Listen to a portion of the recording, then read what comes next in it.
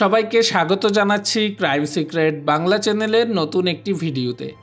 যে মানুষটি তার পরিবারের জন্য গড়েছেন কোটি কোটি টাকার সম্পদ, একদিন তিনিই হারিয়ে গেলেন চিরতরে।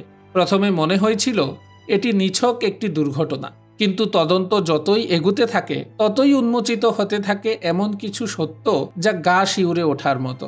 হয়তো এই ঘটনা শোনার পরে আপনি আপনার পরিবারের খুব আপন একজনকেও আর বিশ্বাস করতে চাইবেন না। এই হত্যাকাণ্ড কি শুধু লোভ আর প্রতারণার ফল, নাকি এর পেছনে কাজ করেছে আরো গভীর কোনো অন্ধকার শক্তি? কিছু মানুষের দাবি এর সাথে জড়িয়ে আছে কালো জাদুর প্রভাব। আজকের ভিডিওতে আমরা উন্মোচন করব এই চাঞ্চল্যকর হত্যাকাণ্ডের পেছনের রহস্য, পুলিশের অনুসন্ধান এবং এমন কিছু তথ্য যা আপনাকে হতবাক করে দেবে। সত্য ঘটনা অবলম্বনে ভয়ঙ্কর অপরাধের বিভিন্ন কাহিনী জানতে আমাদের চ্যানেলটি সাবস্ক্রাইব করে রাখুন, আর আপনার মতামত জানাতে ভুলবেন না। পাশাপাশি আমাদের চ্যানেলের অন্যান্য ভিডিওগুলোও দেখতে পারেন। তাহলে চলুন ডুবে যাওয়া যাক এই অন্ধকার রহস্যের গভীরে। 2016 সালের 29 জুলাই ভারতের কর্ণাটক রাজ্যের মণিপাল পুলিশ স্টেশনের এক অফিসারের ডেস্কে রাখা ছিল একটি জ্যোতিষ গণনার চার্ট। পাশে ছড়িয়ে ছিল কিছু শঙ্খ এবং বিভিন্ন জ্যোতিষ সামগ্রী। টেবিলের অপর পাশে বসা ছিলেন এক জ্যোতিষী, সাদা ধুতি ও পাঞ্জাবি পরিহিত। গভীর মনোযোগে সেই চার্টটি তিনি পর্যবেক্ষণ করছিলেন। পুলিশ এই জ্যোতিষীর কাছে জানতে চেয়েছিল যাকে তারা খুঁজছে সে কি এখনো জীবিত নাকি মৃত্যুর অন্ধকারে হারিয়ে গেছে। এই কেসটি ভাস্কর শেট্টি নামের একজন সফল ব্যবসায়ীকে কেন্দ্র করে। উডুপি এলাকায় তার দুর্গা ইন্টারন্যাশনাল নামে একটি হোটেল চেইন ছিল। তার নামে ছিল অনেক সম্পত্তি। শুধু তাই নয়, সৌদি আরবেও তার 7টি সুপার মার্কেট ছিল, কিন্তু অধিকাংশ সময় তিনি ব্যবসার কাজে মিডল ইস্টেই থাকতেন। ভাস্কর শেট্টির ছোট্ট সুখী একটি পরিবার ছিল। তার স্ত্রী রাজেশ্বরী এবং তার একমাত্র ছেলে নবনীত ছিল সেই সংসারের সদস্য। ভাস্কর শেট্টির প্রচুর অর্থ ও সম্পদ ছিল ভালোবাসার একটি পরিবার।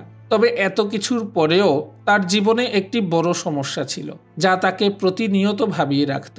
তার ছেলে নবনীত ছোটবেলা থেকেই খুব অসুস্থ থাকতেন। ভাস্কর শেট্টি এবং তার স্ত্রী নবনীতের চিকিৎসার জন্য বহু ডাক্তার দেখিয়েছেন, কিন্তু কোনো স্থায়ী সমাধান পাননি। ভাস্কর শেট্টির স্ত্রী রাজেশ্বরী ছিলেন অত্যন্ত ধার্মিক, তাই তিনি নানা রকম পূজা, যজ্ঞ, ধর্মীয় আচার অনুষ্ঠান করাতেন, বিভিন্ন জ্যোতিষীদের পরামর্শ নিতেন। কিন্তু সব প্রচেষ্টাই ব্যর্থ হচ্ছিল, কারণ নবনীতের অসুস্থতা কোনোভাবেই কাটছিল না। এখন আপনাদের জানিয়ে দেব এই ঘটনার অন্যতম একটি চরিত্র, জ্যোতিষী নিরঞ্জন ভাট সম্পর্কে। নিরঞ্জন ভাট ছিলেন একজন তরুণ জ্যোতিষী। তিনি হস্তরেখা, কুণ্ডলী, নক্ষত্র গণনা করে মানুষের সমস্যা সমাধানের চেষ্টা করতেন, বিভিন্ন উপায় বলে দিতেন। একদিন রাজেশ্বরীর একজন পরিচিত ব্যক্তি তাকে এই নিরঞ্জন ভাটের কথা বলেন। রাজেশ্বরী যখন প্রথমবার এই জ্যোতিষীর সঙ্গে দেখা করলেন, তখনই তার মনে হলো এই মানুষটিই হয়তো পারবে তার ছেলেকে সুস্থ করে তুলতে। আর যেহেতু তিনি আগে থেকেই জ্যোতিষশাস্ত্র এবং ধর্মীয় আচার অনুষ্ঠানে খুব বিশ্বাস করতেন, তাই নিরঞ্জন ভাটের কথা বিশ্বাস করা তার জন্য খুবই সহজ ছিল। কিন্তু ভাস্কর শেট্টি এই ধরনের ব্যাপারগুলোতে একেবারেই বিশ্বাস করতেন না। তবে ছেলের চিকিৎসার জন্য তিনি রাজেশ্বরীকে অনুমতি দিয়ে দেন, যাতে নিরঞ্জন ভাটের সাহায্য নেয়। এরপর থেকে রাজেশ্বরী নিয়মিত তার ছেলেকে নিয়ে নিরঞ্জন ভাটের কাছে যেতেন। নিরঞ্জনও বিভিন্ন পূজা, যজ্ঞ এবং তান্ত্রিক আচার আচরণের মাধ্যমে নবনীতের সুস্থতার জন্য চেষ্টা করতে থাকে। গল্পের ফাঁকে আপনাদের জন্য একটি প্রশ্ন করতে চাই, সেটি হলো আপনাদের মধ্যে কতজন জ্যোতিষশাস্ত্রে বিশ্বাস করেন এবং এর কোনো প্রত্যক্ষ অভিজ্ঞতা আপনারা কখনো পেয়েছেন কিনা সে ব্যাপারে আমাদের জানাতে পারেন। গল্পে ফিরে যাই। তারপর এই ঘটনাটি নতুন একটি মোড় নিতে শুরু করলো। নিয়মিত দেখা সাক্ষাতের ফলে রাজেশ্বরী এবং নিরঞ্জন ভাটের মধ্যে সম্পর্ক আস্তে আস্তে ঘনিষ্ঠ হতে থাকে। প্রথমে তারা শুধুমাত্র নবনীতের চিকিৎসার জন্য দেখা করতেন, কিন্তু ধীরে ধীরে তাদের সম্পর্ক প্রেমে রূপ নেয়। এখন তারা শুধু পূজার বাহানায় দেখা করতেন না, বরং নিজেদের ইচ্ছেতেও একসঙ্গে সময় কাটাতে শুরু করেন। এমনকি তারা একসঙ্গে বিভিন্ন ধর্মীয় স্থানেও ঘুরতে যেতেন। রাজেশ্বরী খুবই ধার্মিক ছিলেন, সে ব্যাপারটি আপনাদের আগেই জানিয়েছি। রাজেশ্বরীর বানানো একটি তালিকা ছিল, যেটাতে বেশ কিছু মন্দিরের নাম ছিল। এগুলো তিনি ভবিষ্যতে একে একে প্রত্যেকটি মন্দির দর্শন করবেন বলেই এই তালিকাটি বানিয়েছেন। আর রাজেশ্বরী সেই সব মন্দিরগুলো আস্তে আস্তে পরিদর্শন করত নিরঞ্জন এবং নবনীতের সঙ্গে। তবে ভাস্কর শেঠির ছেলে নবনীত তাদের এই সম্পর্কের ব্যাপারে কিছুই জানতেন না। আগেই বলেছিলাম ভাস্কর শেঠি একজন বিজনেসম্যান ছিলেন এবং তিনি প্রায় সময় বিদেশেই থাকতেন। এর ফলে তার পরিবার এবং বিশেষ করে রাজেশ্বরীর কাছে অনেক টাকা পয়সা ছিল এবং সেই টাকা প্রায়ই নিরঞ্জনের জন্য খরচ করতে শুরু করেন। রাজেশ্বরী নিরঞ্জনের জন্য প্রচুর টাকা ব্যয় করতেন। তাকে দামি পোশাক কিনে দিতেন, দামি দামি উপহার দিতেন, এমনকি সে নিরঞ্জনকে একটি ফ্ল্যাট এবং একটি গাড়ি পর্যন্ত উপহার দেন। এসবই চলছিল যখন রাজেশ্বরী এবং নিরঞ্জন এক জায়গা থেকে অন্য জায়গায় ঘুরে বেড়াচ্ছিলেন এবং ভাস্কর শেঠি নিজের পরিবার থেকে অনেক দূরে মধ্যপ্রাচ্যে বিদেশে তার ব্যবসায় মগ্ন ছিলেন। যেন তার পরিবারকে ভালোভাবে সাপোর্ট করতে পারেন, এটাই ছিল তার মূল লক্ষ্য। তবে ভাস্কর শেঠির মনেও দিন দিন সন্দেহ দানা বাঁধতে থাকে। একবার যখন তিনি রাজেশ্বরীর সাথে এ ব্যাপারে আলোচনা করতে চান, তখন তাদের মধ্যে তীব্র তর্ক বিতর্ক শুরু হয়, কিন্তু ভাস্কর শেঠি কোনো প্রমাণ পেলেন না, যার ফলে সবসময় তাকে হেরেই যেতে হলো।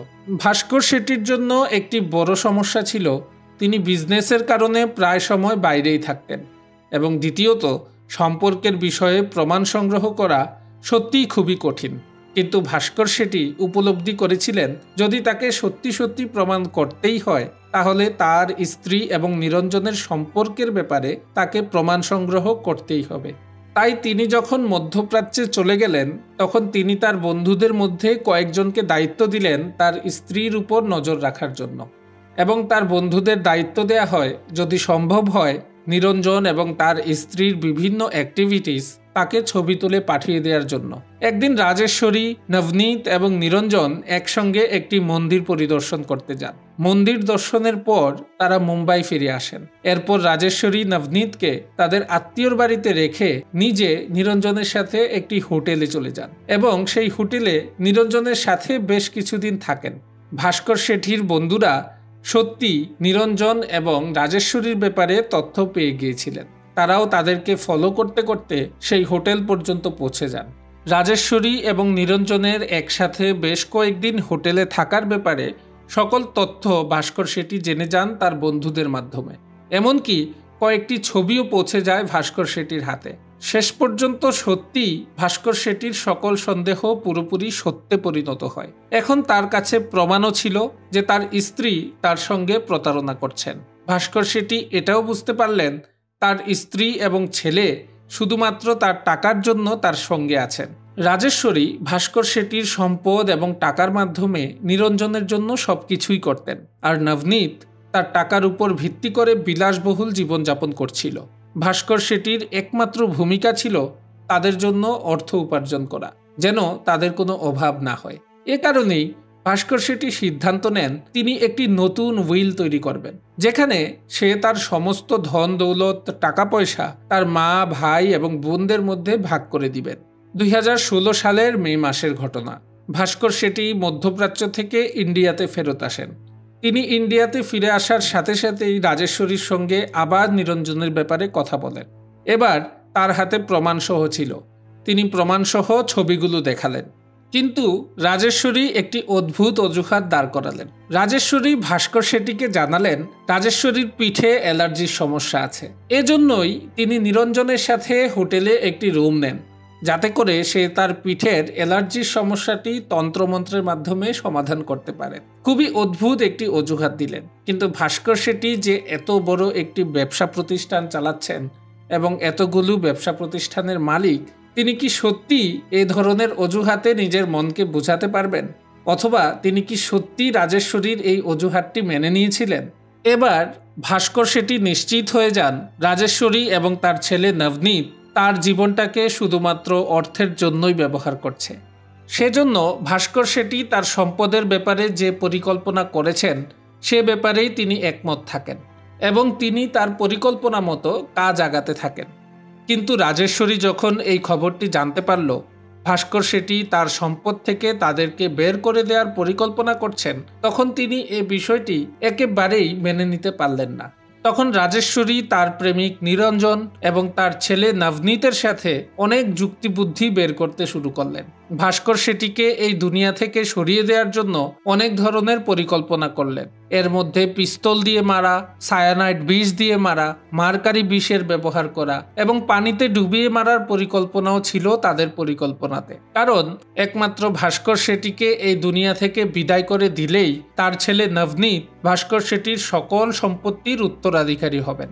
সবশেষে তারা একটি পরিকল্পনা তৈরি করলেন যাতে ভাস্কর শেঠিকে সম্পূর্ণভাবেই এই দুনিয়া থেকে সরিয়ে দেওয়া যায়।